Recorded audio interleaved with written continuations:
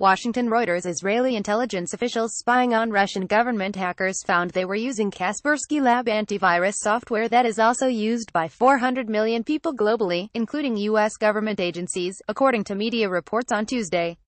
The Israeli officials who had hacked into Kasperskys network over 2 years ago then warned their U.S. counterparts of the Russian intrusion, said the New York Times, which first reported the story.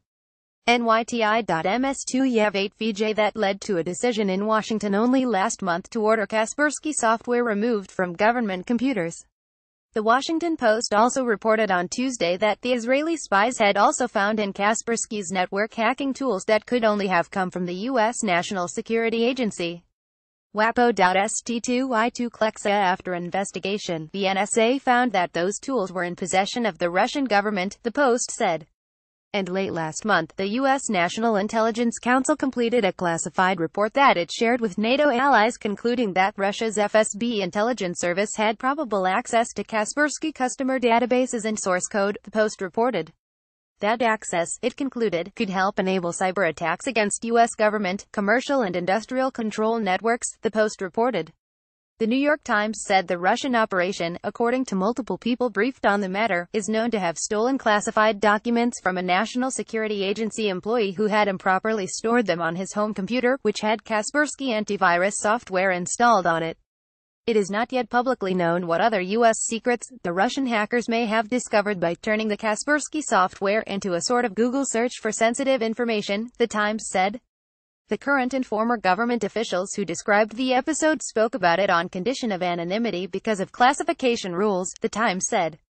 The newspaper said the National Security Agency and the White House declined to comment, as did the Israeli embassy, while the Russian embassy did not respond to requests for comment. The Russian embassy in Washington last month called the ban on Kaspersky Lab software regrettable and said it delayed the prospects of restoring bilateral ties.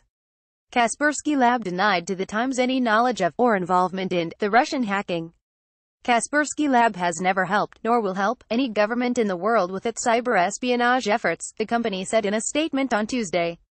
Eugene Kaspersky, the company's co-founder and chief executive, has repeatedly denied charges his company conducts espionage on behalf of the Russian government.